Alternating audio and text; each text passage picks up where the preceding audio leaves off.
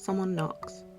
Zayne opens the office door to find William's girlfriend, Sienna, standing outside. She manages a pale smile and holds up a box. "This is for you, Zayne." A martyr's badge sits inside it. It's very conspicuous on the velvet cushioning. It reminds Zayne of the spilled blood that night at Mount Eternal. Zayne is silent for a moment before he steps aside to let her in. "I've been thinking, but I just can't accept it," Sienna says as she sits across from him. She cradles a cup of hot water in her hands. "William was always so busy after he joined the EVOL Special Rescue Unit, but he would always come home after he was done with work. Now," her hand clenches around the cup as her lips tremble uncontrollably. "If I don't see this badge, I can tell myself that he's still at work and just hasn't come home yet." Wiping away her tears, Sienna puts down the cup, gently pushing the box towards Zayne. "Keeping this with me will only serve as a constant reminder that my William will never return. I can't take it anymore." Zayne's expression becomes more solemn. After a while, he nods, opens the drawer closest to him, and puts the box inside. Sienna bows and says, "Thank you." As she prepares to leave, she glances at the swaying tree branches outside. "William told me that you and Dr. Noah would return to the university together every year during first-year admissions. He was always too busy to go. Zayne, if you see Dr. Noah this year, please tell him William said hi." On the first day of school, Dr. Noah is already waiting at the entrance to Skyhaven University. The soon-to-be retired professor stands as straight as a pine tree. "Good morning, Dr. Noah." At Zayne's greeting, Dr. Noah smiles. He turns and pats Zayne's shoulder. "Well, it's just the two of us this year. Will was too busy, and now you are too. I wonder who'll come with me next year." His expression changes as he sighs. "That boy, Carter. Never mind." "William sends his regards," Zayne says. "I'll also accompany you every year from now on." "That's nice to hear, but nothing is more important than the patients," Dr. Noah says. The two of them enter Skyhaven University and head to the auditorium. Many students are going the same way. Still wearing the innocent excitement of being newly admitted, their steps are lighter and faster than Dr. Noah and Zayne's. Soon enough, they get ahead of the crowd and disappear. The two push open the main door of the auditorium to find several seniors setting up the venue. A banner reading 47th First Year Medical Student Oath Ceremony hangs above the stage. Seeing Dr. Noah and Zayne approaching, a smiling young man with a staff badge around his neck jumps down from the ladder, runs towards them and bows. "Hello, Dr. Noah. I'm new. I heard from my seniors that you'll also be here for the oath." "I'm here to reminisce," Dr. Noah replies, then turns to Zayne. "This is your senior, Zayne." The young man looks surprised. "You're the legendary 35th academic god that we all pray to before exams, and now I get to finally see you in person? Many of us look up to you as a role model, me included. Can I take a picture with you later?" Zayne is taken aback by the request, but eventually nods. As they talk, soft but solemn music begins to play in the auditorium. A large number of first years enter the hall in an orderly manner, standing and waiting for the ceremony to begin. The young man bows to them again and goes back to the stage to adjust the microphone. Dr. Noah takes a step back, making way for a few students to pass by. "I will have the utmost reverence for human life, maintain a sense of duty and dignity in practicing medicine, and adhere to good medical standards." The oath begins. The newly admitted medical students look on with determination. Their eyes sparkle under the morning light. Dr. Noah looks at Zayne, recalling how many years ago he watched this man participate in the same ceremony. As a first-year medical student, Zayne was younger than everyone else. His presence alone made him stand out. When he raised his hand to take the oath, his composed and steady demeanour made Dr. Noah wonder how far this young man could go in the field of medicine. The oath ceremony ends. The students, imbued with the responsibility and honour of taking their oath, leave one by one. Dr. Noah leads Zayne to the cafeteria through the excited crowd. William and Carter were like this too. Dr. Noah can't help but get caught up in the moment. He shakes his head and changes the topic. "Never mind. I heard the cafeteria has sweet and sour ribs today. Do you want to grab a bite? Zayne smiles. Alright. Near the end of the cafeteria is the towering research building. 3 students wipe their mouths, run past them, and mutter about their bacteria being dead. Startled sparrows fly over their heads from the treetops. Dr. Noah looks up at the building, lost in thought. Zayne, have you heard of the rumour? The ghost in the office? Zayne frowns, a little exasperated. These kinds of unscientific rumours are everywhere in the School of Medicine. Indeed, Dr. Noah says. His gaze lingers on Zayne for a moment before he chuckles. I wonder who started it. It was probably in the year 2040, when the main cafeteria of the university had just been renovated. Dr. Noah got his soup and chose a place to sit. His phone vibrated twice. It was a message from the dean of the medical school. I read the report Zayne submitted. The theoretical model is quite good. A lot of the students have tried to explore the uses of protocols before, but their ideas were limited by their methods. They couldn't fully understand it either. I can't say for sure that Zayne will make progress, but his report makes me feel this approach is worth trying. Then there was another message. Your student has great ideas and seems to be quite bold. Dr. Noah didn't hide his pride. Of course he's good. I chose him. He put his phone on the table, intending to finish reading a paper he had started the day before, but the noise from the neighbouring table got his attention. A security guard was sitting with 3 serious cafeteria ladies, all holding spoons. The guard, also solemn, waved his hand and began to talk.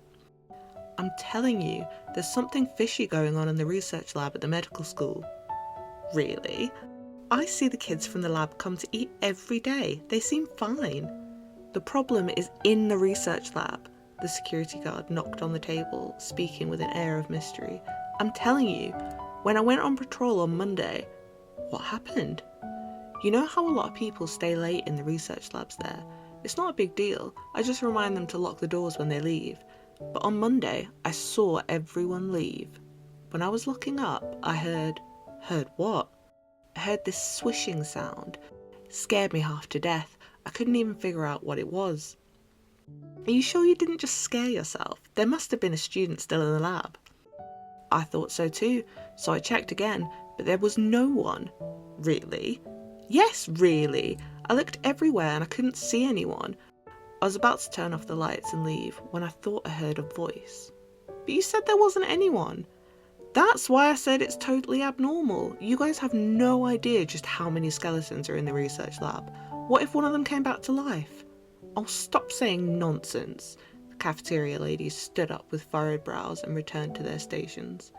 Losing his audience, the security guard prepared to leave. He turned around and saw Dr. Noah looking at him. Dr. Noah, I said what I said, but I don't think there's anything wrong with the medical school. He smiles. Dr. Noah waved his hand, signalling the guard not to worry. At the front of the cafeteria, Zayne had gotten his meal and was trying to find a place to sit down. Seeing him, Dr. Noah beckoned Zayne to sit next to him. Dr. Noah, we can proceed with the next experiment tomorrow, Zayne said. Those were the first words out of his mouth after taking a seat. Stick to your plan. Dr. Noah didn't ask for more details. He had been closely following this project. He knew Zayne never slacked off for even a second and had double-checked, triple-checked the data. He understood the importance of this project to Zayne and trusted that he had it under control. As he ate, Dr. Noah remembered something. Tuesday morning, did you miss the exam? Zayne's hand paused for a moment. A hint of embarrassment flickered in his eyes. I'm sorry. If you don't take it, you won't get a score. The med school won't give you special treatment just because you're you. I know, it's my fault for missing the exam. I don't deserve to have a score. Zayne, Dr. Noah said, looking at the faint, dark circles around his student's eyes. I know you're taking this project very seriously and you're committed to your studies, but don't wear yourself out. After a moment of silence, Zayne put down his chopsticks and said softly, Dr. Noah, I'm not tired. I just want to move on to my clinical rotations as soon as possible.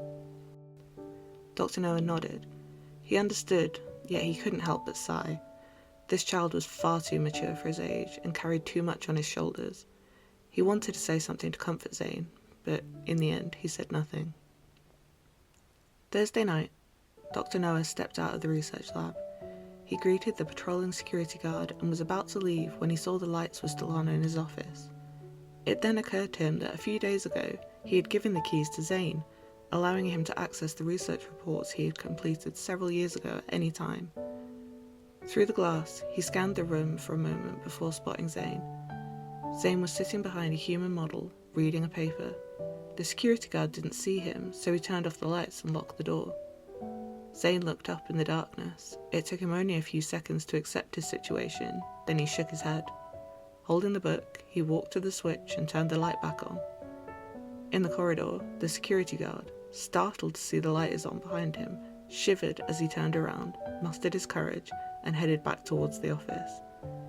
Noah sighed and made a detour back to the office, taking Zayne, who was still reading, out of the office. Walking with Zayne to the entrance of the research lab, Noah thought back to the first time he saw him at the oath ceremony.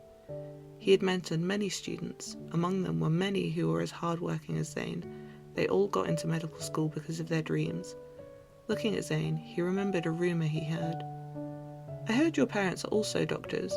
You chose the medical field to follow in their footsteps, right?" Zayne smiled. "Yes, even the bedtime stories they told me during my childhood were about the hospital. Most of the things at home that I could use to kill time were medical textbooks too, so I was influenced by them." "Is there another reason?" "No." That was too quick of a response. Besides, the way you're obsessing over this doesn't seem like there's only one reason. Zayne was quiet for a long time, the sound of his footsteps carried away by the wind. Just when Dr. Noah thought Zayne wouldn't answer him, he spoke up. "It's also because of someone." Dr. Noah kind of expected that. He stopped walking and turned to look at his student, who rarely opened up about his feelings. He saw Zayne standing alone in the first snowfall of that winter. "I don't want to be incapable of doing anything again when I become a threat to her." A few days later, Dr. Noah received a call from the dean of the medical school. He sounded displeased. He massaged his temples as he went to the dean's office. As soon as he opened the door, he heard a quiet voice ask, "Why did you destroy your part of the experimental data, Zayne?" Zayne stood in the middle of the room, silent and expressionless. "Sure, it doesn't affect others, but it could have helped this project achieve its purpose faster." The dean stepped closer to Zayne, his fingers tapping on the desk. There was more frustration than anger in his voice, the kind that came from a fellow researcher. "I remember you worked hard in the lab for weeks. Did you think about how erasing your data means all your efforts have gone to waste? I know it wasn't an accident. Explain yourself." Behind Zayne, his senior and labmate Carter started to speak. "As long as we Quiet, boy." Dr. Noah pushed Carter behind him. "I'll handle this. Let the students go first." "Thank you, Dr. Noah." Zayne walked over to the flower bed and sat down next to Dr. Noah. He chuckled at Zayne's thanks. "I told the dean about you wanting to leave the group too. If you really want to thank me, write fewer negative comments about me in your dissertation acknowledgements." "You're very brave, Zayne." Worried that the dean's words might affect him, Dr. Noah added, "Not everyone is willing to abandon research they've put so much effort into." "Dr. Noah, this project is about the application of protocol energy in interventional cardiology procedures, but during the experiment..." Zayne closed his eyes and shook his head. He took out the only remaining image from his data and handed it to Dr. Noah. The picture was a heart that was mostly covered in black crystals. To be more precise, it looked like a human heart, beating and growing out of black crystals. Dr. Noah's thoughts returned to the autumn of 2047. The students, having just attended the first year oath ceremony, finished their meals and are about to attend their first class at Skyhaven University's School of Medicine. He and Zayne have also finished eating and are taking their trays back. Still savouring his meal, Dr. Noah walks out of the cafeteria with Zayne. "The sweet and sour ribs this year aren't great, but no matter how bad the food is, I always want to eat here when I come back. Once I retire, I'll leave Lincoln City." At the front gate, Dr. Noah turns around and pats Zayne's arm. "When you're free, I'll take you to a restaurant near my home. The food there is delicious. As soon as he finishes speaking, his phone rings. Glancing at the caller ID, he sighs. And that's why doctors should never say they're free. Then, with a serious expression, he starts walking away to answer the call. Dr. Noah, I'll drive you back to the hospital. After the call ends, Zayne walks with him to the parking lot. As they pass the flower bed outside the research lab, Dr. Noah remembers something important. Have you visited her? Zayne pauses, then he says, Not yet. Are you afraid? No. He shakes his head, his voice steady. Dr. Noah gets out of the car in front of Axo Hospital. He watches as Zayne drives away. When he disappears into the traffic, the elderly doctor slowly turns around. For some reason, that kid always feels surreal. It feels as though, despite standing in the crowd, he would never be a part of it. He remembers that night when a single light glowed in the campsite during a blizzard in the Arctic. He remembered the lonely figure leaving in the cold wind the next day when the experiment's data were destroyed. Perhaps the path the young man walks has only heavy snow and level ground. He's destined to walk alone. As his teacher, Dr. Noah can only hope that one day a fork in the road will appear before the young man, offering him a tranquil respite.